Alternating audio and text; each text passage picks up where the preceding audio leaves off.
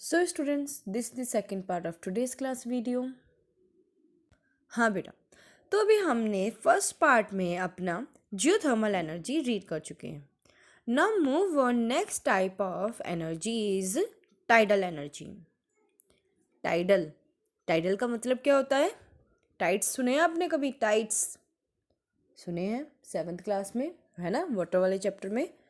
मतलब जो समुद्र की जो टाइड्स आती हैं, low tides and high tide, याद आया? वही उसी ही से जब हम एनर्जी क्रिएट कर रहे हैं, एनर्जी प्रोड्यूस कर रहे हैं, तो उस एनर्जी को कहते हैं बेटा टाइडल एनर्जी. ठीक है.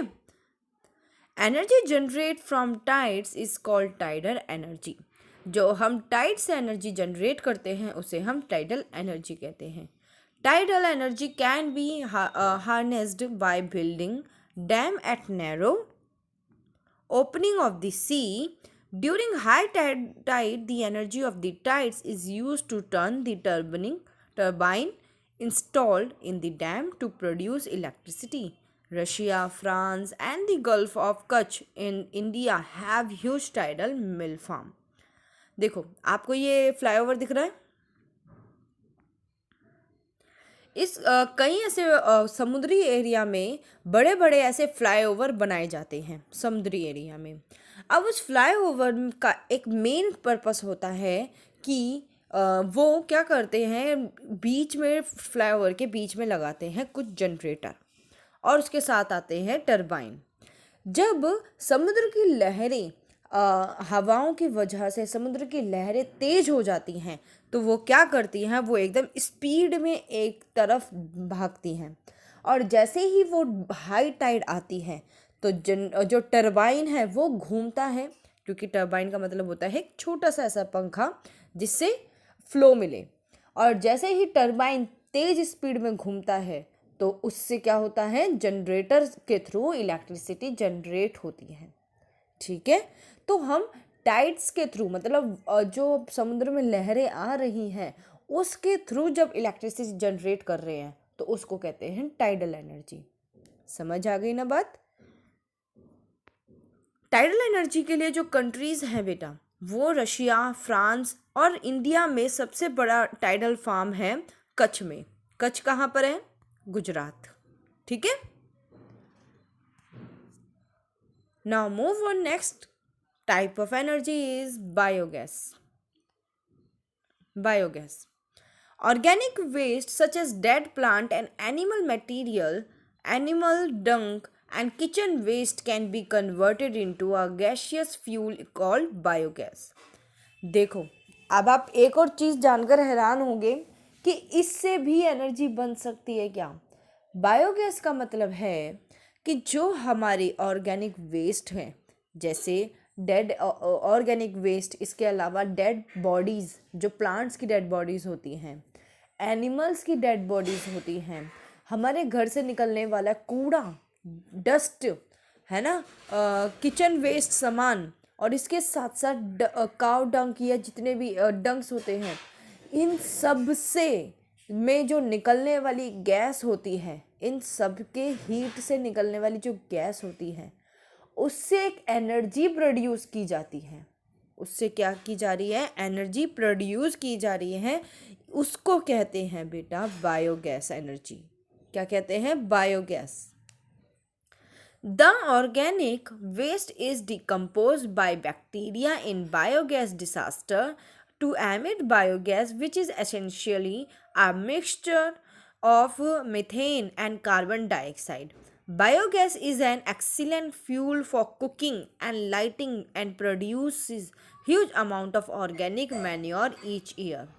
जो बायोगैस होती है बेटा, उसके जो वेस्टेज होती है, जो ऑर्गेनिक वेस्ट होता है, वो क्या होता है, डिकम्पोज हो जाता है बैक्टीरिया में, और जिससे दो तरह की गैसेस निकलती हैं, मीथेन और कार्बन डाइऑक्साइड. और जब बायोगैस का हम इसको स्टोर में रखते हैं तो उस गैस का यूज़ हम कुकिंग के लिए, लाइटिंग जैसे कामों के लिए कर सकते हैं. और बची हुई बायोगैस का हम यूज़ मैन्योर, मतलब हमारी खाद, ऑर्गेनिक जो प्लांट्स को खाद की ज़रूरत पड़ती है जिसके लिए प्लांट्स हेल्थी रहें, उसकी भी हम यूज़ कर सकते हैं. जैसे देखो इसमें बताया गया है. देखो ये गैस टैंक है, ठीक है। यहाँ पर हम एक सारा जितना भी वेस्ट है उसको स्टोर रखते हैं, और जब वो स्टोर रखते हैं तो उससे जो एनर्जी निकल रही है, उससे जो हीट निकल रही है, उससे हम एक एनर्जी प्रोड्यूस करते हैं। उसके अलावा जितना भी सॉइल एरिया है और जितना जो मैन्योर है उसे हम एक तरफ रखते चले जाते हैं। तो इस तरह से बायोगैस काम करती है, ठीक है। Energy is everywhere, but we can see that harness this energy in both difficult as well as costly. Each one of us can make a difference by not wasting energy. Energy saved is energy generated. Act now and make brighter energy future.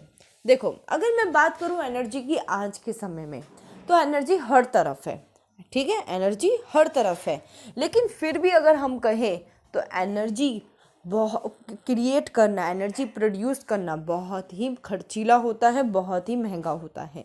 इसीलिए हमारा काम है कि अगर हम energy save करेंगे, हम उतनी ही एनर्जी प्रोड्यूस करेंगे।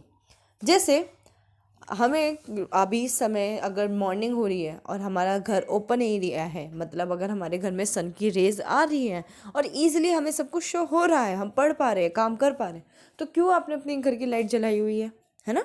उसको स्विच ऑफ कर दो। हम ब्रशेस करते हैं सुबह सुबह, हम टैप ओपन करके रख देते हैं, है ना? वो वाटर की वेस्टेज हो जाती है। ऐसे ही अगर हम अपने छोटी छोटी चीज़ों को समझते हुए उसको सेव करते हुए चलेंगे, हम उससे एक वही चीज़ और प्रोड्यूस कर रहे हैं, मतलब हम उसी से हम एक उसको सेविंग मोड में डाल रहे हैं, ठीक है। तो ये एनर्जी अब आप खुद देखो, अब हमारा जो सोसाइटी है वो इतनी आगे हो गई है, इतनी एडवांस हो गई है कि छोटी छोटी चीज़ों से भी एनर्जी बनाई जा रही है। लेकिन फिर भी हमारा काम है इन सब चीज़ों को अपनी तरफ से अवेयर होना और एक सोसाइटी मेंबर की तरह ट्रीट करना और इन्हें सेव करते हुए चलना, ठीक है। यहाँ पर ये जो आपका चैप्टर है ना, mineral and power resources, complete हो गया।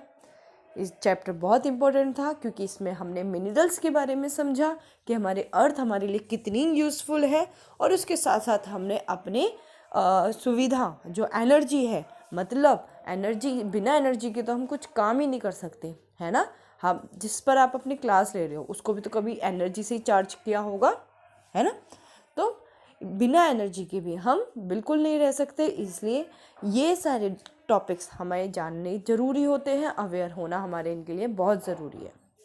ओके, यहाँ क्लास आपका ये चैप्टर ओवर होता है। अब बात आती है आपकी एक्सरसाइज क्वेश्चन आंसर्स की।